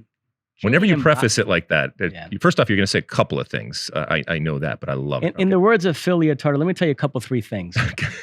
Kylian Mbappe gave an interview recently, which got everybody in South America in a tizzy. He said that the top teams in Europe are better prepared for the World Cup because they've played more high-level games over the course of this cycle. And people in Brazil and Argentina, Uruguay took great offense to that. It never ceases to amaze me how human beings, and we're all like this to some degree, we don't mind criticizing ourselves, but we don't like when others do it. The Brazilian media has spent, and I consume it every day, it's spent the last 3 years belittling the level of opposition in South America, bemoaning the lack of games against European sides, sounding alarm bells about what that could mean for the World Cup, never missing a chance to point out that in each of the last 4 World Cups, the first knockout stage game that Brazil played against a European side, they lost. Brazil have not won a World Cup knockout game against a European side since the 2002 final against Germany. And a European side has won the last 4 World Cups. All 4 semifinalists in 2018 were European. So the Brazilian media has been basically saying the exact same thing Kylian Mbappe said. But when he said it, then the reflexive patriotism kicks in and they started clapping back against him and it became this whole thing. I found nothing wrong with what he said. To me, it's factual, inarguable. And, they always, in South America, they always played the La Paz card. Fabinho and Emiliano Martinez come on and said, well, you go play in La Paz against Bolivia and see if it's easy. And again, that totally misses the point. That has no relevance to playing in a World Cup. We know that. Well, no, it doesn't. It has relevance. What are you talking about? He took a shot at the quality of competition, yes, and the level of competition that these teams are playing against. We know, and this is true of CONCACAF too, what makes qualifying challenging a lot of times is external factors. Sure. The hostile crowd, the bad pitches, the altitude, etc. But okay, I agree, that makes qualifying challenging. That has no relevance to playing in a neutral tournament in a World Cup. When you get into the knockout stages of a World Cup, what dictates whether a game is difficult or not is entirely the quality of the opposition. And in that sense, yes, European sides over the course of the cycle, playing the Euros and the Nations League, they play more high-level opponents than Brazil and Argentina do. I mean, it's inarguable. Look at this Nations League. Look at the groups. Germany. You're discounting the history of people. England, just by virtue of playing this Nations League, are going to get 4 games, 2 against Germany, 2 against Italy, right before they go to a World Cup. Don't you think that helps them prepare as opposed to Brazil and Argentina playing against who they play in South America day in, day out? I'm not saying that at a World Cup where everything is pristine, in a sense it's sterile, right? That ultimately, it's about the 2 soccer teams on the field. But those 2 soccer teams on the field, they come with their history and with their experience and their baggage that informs how ultimately they are going to play. And so, yes, the experience of playing at La Paz it's within them, right? And I do think that there is a value to it that can manifest in that sterile environment that is, or the ideal. Sterile's not necessarily fair because it can certainly be passionate and emotional, but it's very different. It's a neutral environment. It's not one team or the other team. So, but I think you have to give much more credence and value to the experience that these teams have informing how they ultimately play in those environments.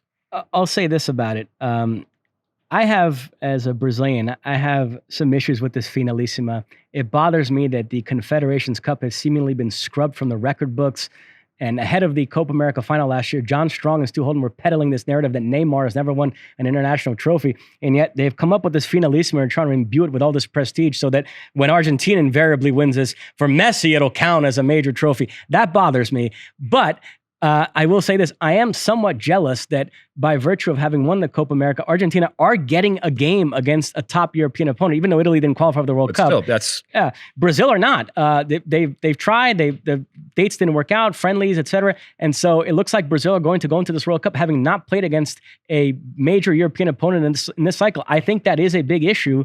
So, if Kylian Mbappe's point is, well, France, we have played games against other of the favorites in the Nations League. They faced Belgium, Spain, like I said, and, a team like Brazil hasn't. I think there is something to that. Come on, man. Well, look at some of these groups that these teams that qualified for the World Cup have been through. I was, yesterday I was going through all of the different teams that qualified and doing some background and some research. And inevitably, when you go through it, they maybe faced one real competitive opponent ultimately in going through. And to your point about this Finalissimo, I'm excited because it's 2 great teams that have incredible players on both sides playing against each other.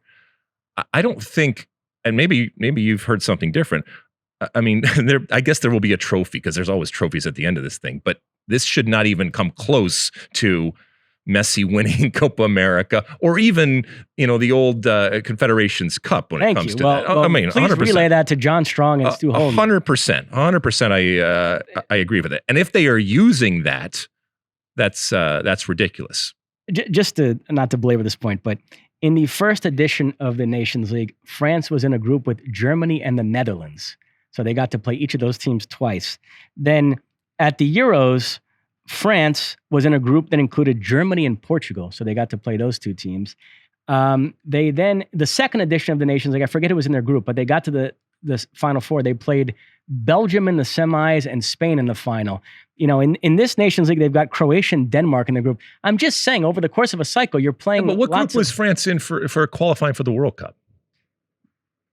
This might take me a couple minutes. No, because we're talking about ultimately qualifying for the World No, Cup. but he made a comment, and Mbappe made a comment in general. European teams over the course of a cycle play more high-level games than Brazil and Argentina do. That was the quote. And somehow everybody in Brazil and Argentina lost their over that. Okay. There's a rare Mosse.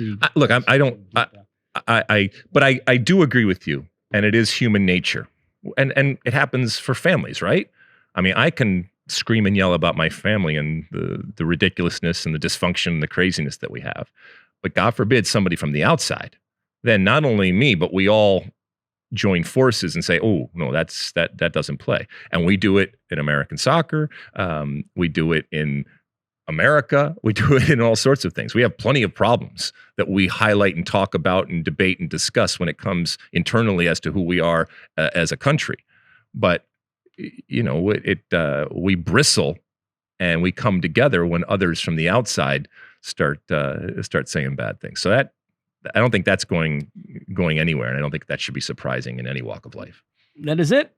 That is it. Okay, we're going to take another quick break, and when we come back, it's time for Ask Alexi. Don't go anywhere. All right, we're back. It's time for Ask Alexi, that moment in the show when we take a few questions from the folks out there on the different platforms and the different ways that they send it to us. And you can use that hashtag Ask Alexi and go on the Twitter machine or the Facebook or the Instagram and send us questions, comments, and concerns. Or if you are so inclined, you can call us on our State of the Union podcast hotline at 657-549-2297, 657-549-2297. I think we have a couple Twitter questions and we have an audio question this week, right, Mosse?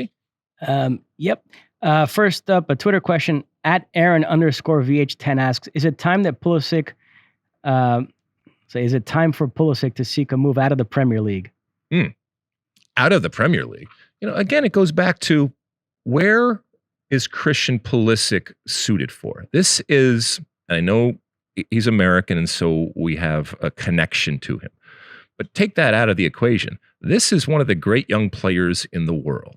This is, as far as I'm concerned, an elite talent. I don't see Christian Pulisic slogging it out at a mid or lower level type of team.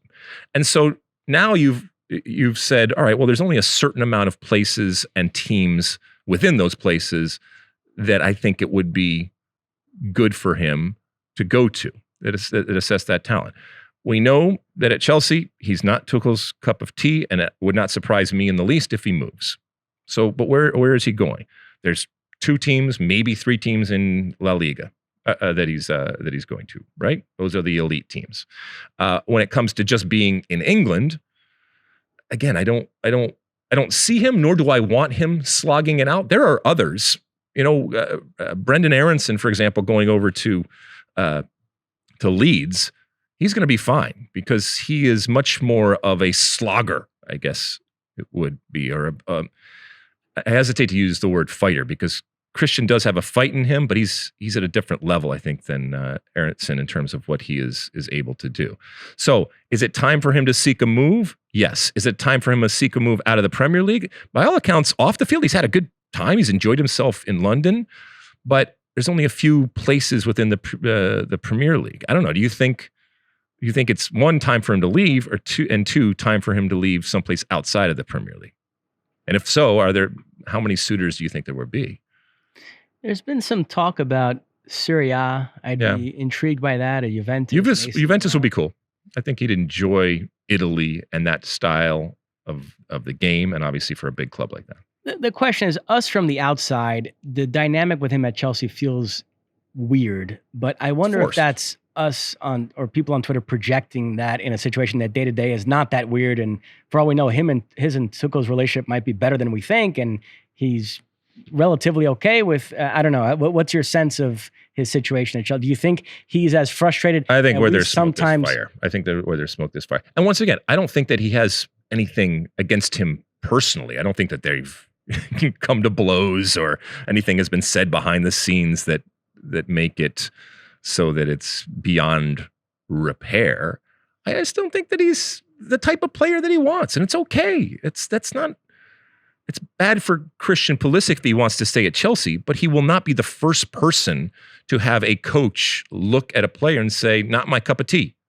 And that's okay. Doesn't make him bad player. He's still a great player. He's just going to have to find a place to be great someplace else. And again, it's not because Tuchel doesn't like him as a person or that anything has happened between the two. It's just that the way that he plays or the way that Tuchel wants to play, he might not see him as being a part of that going forward.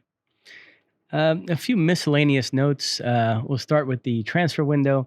Robert Lewandowski in the press conference with Poland made it very clear he wants to leave this summer. He wants to be sold to Barcelona. Now, some things got lost in translation. There's some quotes floating around Twitter that apparently aren't accurate about him calling Bayern an unserious club.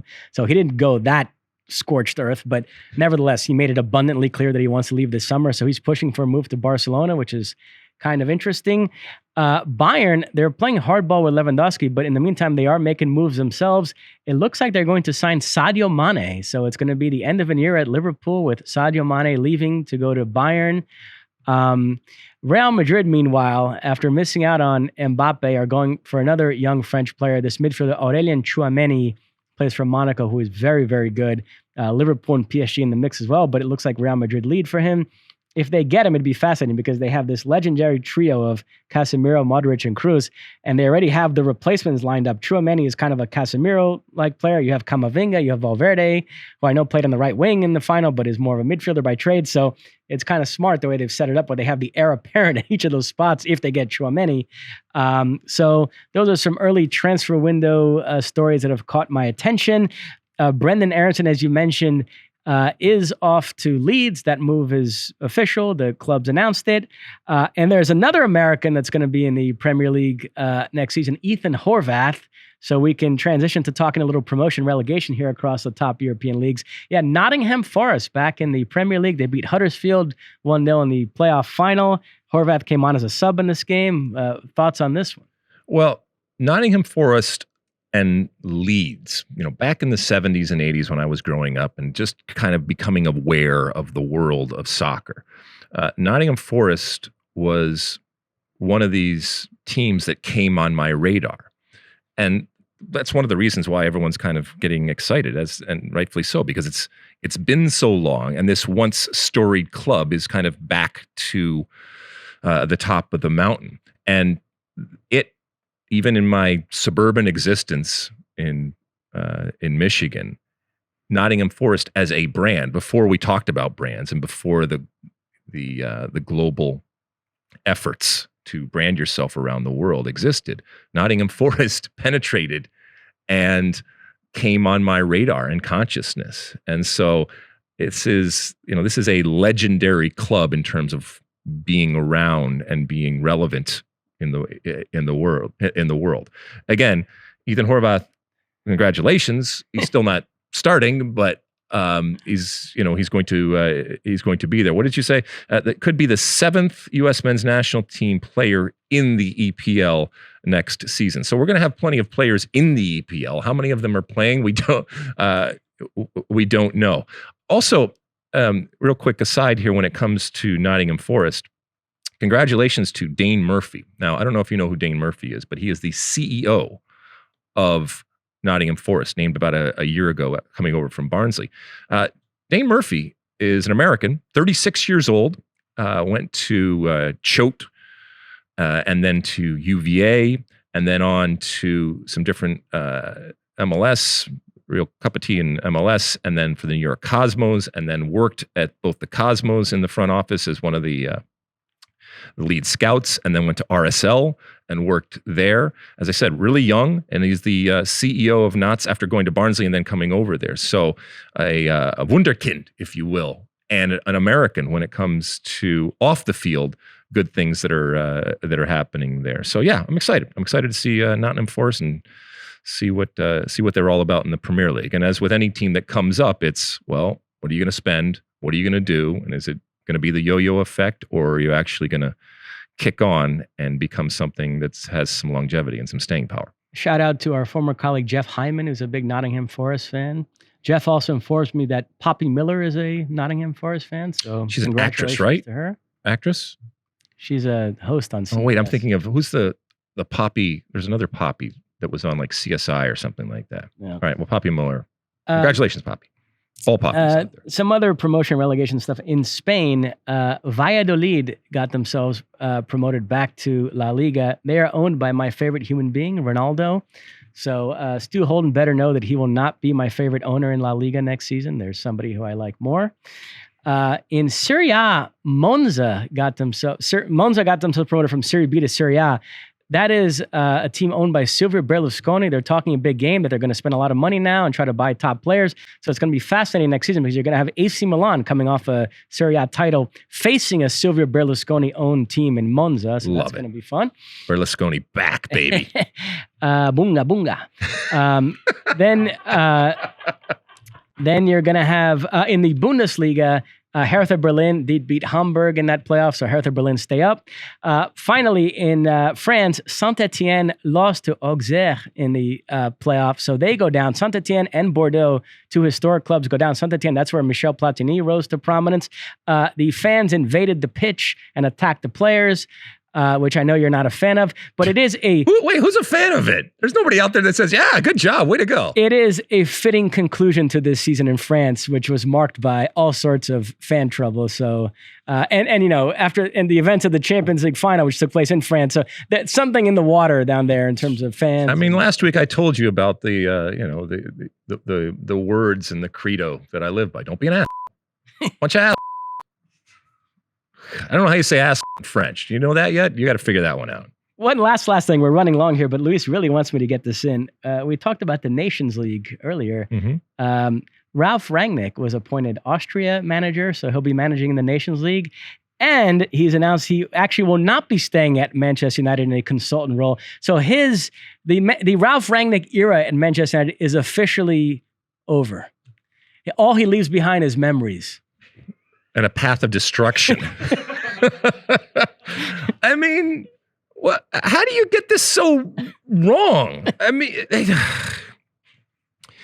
it's not surprising or necessarily a bad thing, but you know, paved with best intentions. I get it, but this was supposed to be a temporary deal in terms of his head coaching because he was going to be overseeing and looking big picture and long term and all that. And now he's not even involved? I mean... Strange. You had one job, okay? You had one job, okay? All right, so next up we have an audio question. Let's listen to that.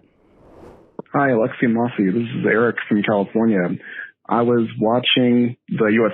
Open Cup where the Sacramento Republic had won over the San Jose Earthquake and how great of a game it was. And that's got me reflecting to how Sacramento used to be in consideration for MLS expansion. You'd think after this game, MLS should have put more consideration into Sacramento being an expanded team, because I feel like if they were in the MLS, it would have been nice to see a Northern California rivalry between Sacramento and San Jose. Or are they better off just staying in the USL Championship? I would like to get your guys' take on it, and I enjoy listening to the show. All right. Well, thank you, Eric, for the call and the question. Just so people know, we are in the final 8 when it comes to the Lamar Hunt U.S. Open Cup. Red Bulls versus NYCFC, Orlando City versus Nashville, Sporting KC versus Union Omaha, and LA Galaxy hosting Sacramento Republic FC, which is where this question from Eric comes from. First off, congratulations to Sacramento for getting to the final 8, and congratulations to Union Omaha for getting to the final 8. It makes it that much more interesting when it's not all MLS teams. Keep in mind that MLS teams will be hosting all 4 of these games, and so we could have a final 4 of all MLS teams, which wouldn't be surprising, but it does make it less compelling and interesting because for me, the real interest, and for a lot of people, the real interest in the U.S. Open Cup has come about when these lower division teams, some of them Cinderella-esque type teams, punch above their weight, and we all get excited and are interested. Sacramento, as a soccer town, has been very, very, very successful for a number of years. And what they have created there relative to soccer is wonderful and is a tribute to all of the soccer people and just sports people and the people in Sacramento, which is one of the reasons why when Sacramento came on as a possibility with billionaire Ron Burkle leading the charge there, people were interested in the same way that a Portland is a soccer city. And back in the day, Rochester, New York was a soccer city. The story behind what came to be and then wasn't with Sacramento, I'm not going to get into it and go long here, but ultimately, you need ownership, and you need ownership that has a vision and wants to be there. And ultimately, it got taken away and reassessed from a Sacramento perspective. Now, as good and wonderful as Sacramento is, MLS is a business. And it is made up of a bunch of departments that I look at kind of make up the business. And the stronger the departments you have, the stronger the overall business is going to be. Sacramento is a nice to have. It is not a need to have. And I'm not saying that having Sacramento in Major League Soccer wouldn't be fun and interesting. But from a pure business standpoint, it wasn't a necessity at the time, other than another windfall in terms of the money that was being spent.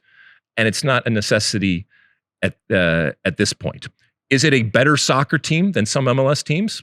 Certainly, you could say that, and that's not a bad thing. Certainly not a bad thing for Sacramento or for USL, and it's not necessarily a bad thing for Major League Soccer when they look at it. I don't think that this is changing anytime soon, unless somebody comes along and offers a boatload of money going forward. But Sacramento, I think, is where it's comfortable and where it is being successful. Would I like to see them in Major League Soccer as another team in California? Yes, because I think certainly California can sustain that. And I like the proximity effect that we have going on in different places. I think it lends itself to greater interest. And I obviously think it lends itself to creating better environments going forward. And so the more, the better proximity that we have, I think the better it is for the teams and ultimately for the league. And so that's why I like Sacramento. But I don't see that happening anytime soon. And if you remember when it was, I guess, taken away from Sacramento or put on hold for Sacramento, Ron Burkle pulled out, and there was a possibility of him going down to San Diego. And there's still some really attractive places out there. I think we all feel that Las Vegas is going to be the next one when it comes to Major League Soccer expansion, but they're not going to stop there. So who knows, down the line, Sacramento may ultimately show up in Major League Soccer. But right now, they can concentrate on U.S. Open Cup and the cachet that they get from beating teams and going through in U.S. Open Cup, and then being the best possible U.S. team and one of the best teams when it comes to USL. We'll end with another Twitter question. @and Croquetas asks, is Liga MX's creeping adoption of the MLS business model hurting their national team? He's alluding to no pro rel and some other things they've done that I guess mimic MLS.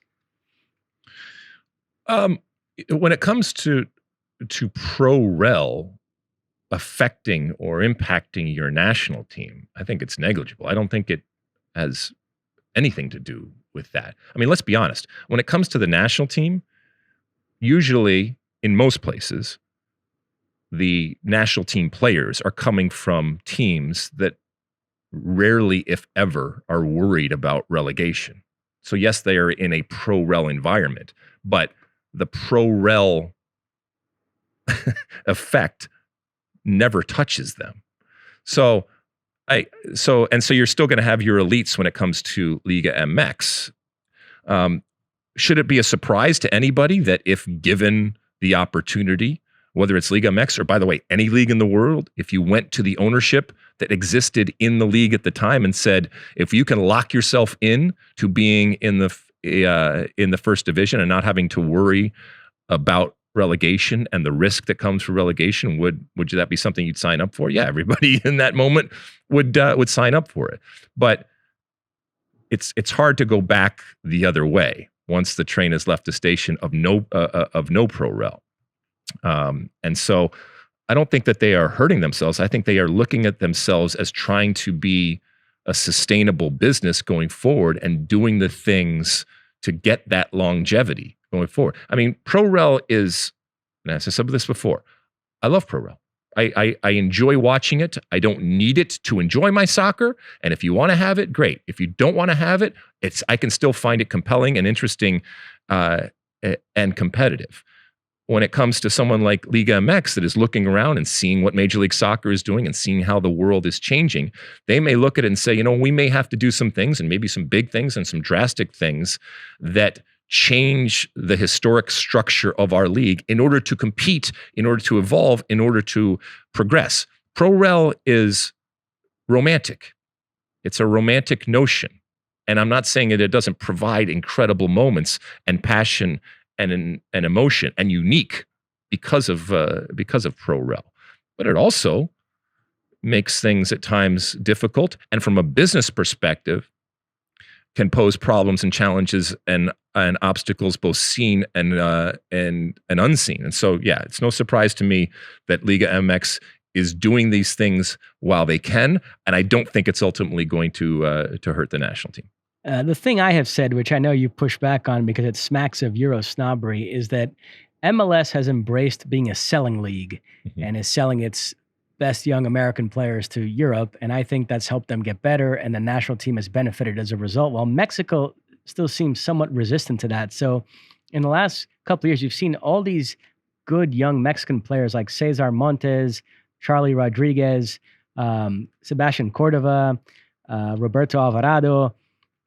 Some of them have made moves within Liga MX, which I kind of feel like they should have gone to Europe. And so some of them are stagnating, and the national team is suffering as a result. So I think there is something to it there in terms of the differing approaches between the two leagues as far as the transfer market. But that has nothing to do with promotion relegation, though. No. Like I said, I don't agree with this, but I do think there is something there is something Liga MX is doing right now, which is hurting the national team in terms. But not having promotion relegation doesn't preclude you from selling your players to Europe or being pivot. attractive. This was a hard I just want to make clear. Yeah, no, you're absolutely right. If within the structure it's inhibiting your ability or your desire to sell players to other, I mean, look, when we talk about it can happen in promotion relegation. When I was going through again some of these teams, and you look at, for example, the Qatar national team or the Saudi Arabia national team, where every single one of their players is playing domestically in a league, and they're probably making a ridiculous amount of money,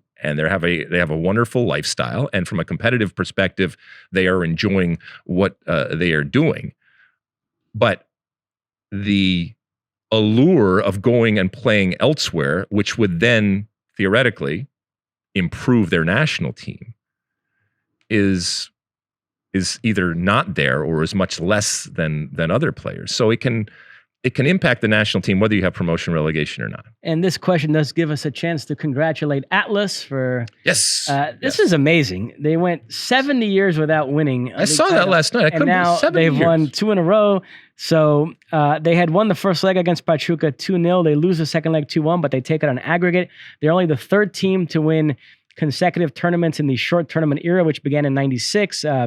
Pumas did it in 2004. They won the Clausura and the Apertura, and then León did it. They won the 2013 Apertura, 2014 Clausura, and now Atlas do it as well. And, they're the other team in Guadalajara relative to Chivas. So this is like Espanyol outshining Barcelona. It's pretty remarkable. So, kudos to them. Incredible story. Our friend Matt Doyle likened it to the Detroit Lions winning back-to-back Super Bowls. How crazy it is. But I think that's a good thing. I think it's a good thing when there is not necessarily parity, but that when there is these moments of teams that you don't expect, and I like leagues that are unpredictable, and too often nowadays everything is predictable relative to the amount of money and the talent that you have in terms of who wins when it comes to these leagues. So congratulations. 70 years, man, oh man. That is incredible. Anything else, Mosse? That is it. All right, we're going to take another quick break. It's the end of our show. When we come back, I'll give you my one for the road. All right, we're back, and it's time for the end of the show, and therefore my one for the road. We are recording this, as I said, on Monday, May 30th. It is Memorial Day here in the United States, a day when we honor all of the men and women who gave their lives fighting and made that ultimate sacrifice to protect us and to give us the freedoms that we enjoy each and every day. And whether it's sitting here shooting the shit and talking about soccer or walking around the streets or anything else that happens, sometimes we take them for granted, and sometimes we forget the incredible sacrifice and the ultimate sacrifice that so many have made over the years in order to give us the opportunity to live in what I believe is the greatest country in the world. And it doesn't mean that we are without problems. We have horrible people in the United States. We have horrible events. We have horrible times in our history, but the good so far outweighs the bad. And there's a reason why so many people continue to risk life and limb to come to this country and to experience all of the opportunities and the freedoms that we promise in this country. And we should never, ever take those for granted. And so on this Memorial Day, I know everyone out there joins me in recognizing and ultimately paying homage and thanking all of those men and women that have enabled us to sit here and to talk about soccer and to do all the different things that we do. And God bless them and their families, and God bless America, Mosse. I was going to sneak something in at the end, but I'm not sure if it's appropriate after that wonderful monologue. I don't know. Look, because it's more of the comical variety. Can we change the tones here? Of course. We are a country that I think we have a good sense of humor. Sometimes we do, sometimes we don't. Parts of our country don't have a sense of humor. Parts of our country, parts of our sport are humorless and overly sensitive and dour and ridiculous.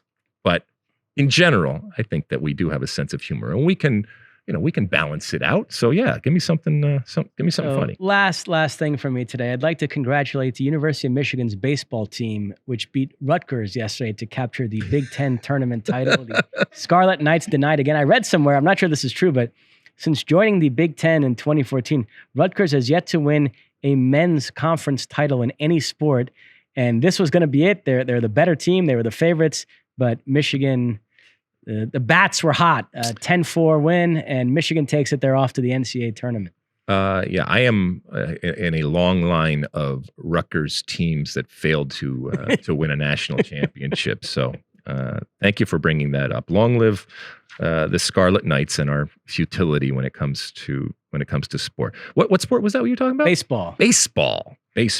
All right. Well, I guess we take small victories at Rutgers. So the fact that we were even in it, I'm happy about that. A young Derek Jeter growing up in Kalamazoo in the 80s used to watch Michigan baseball games. His favorite player was Barry Larkin. That's why he became a shortstop. Really? Michigan was a powerhouse in baseball in the 80s. Barry Larkin, Hal Morris, Chris Sabo, Jim Abbott.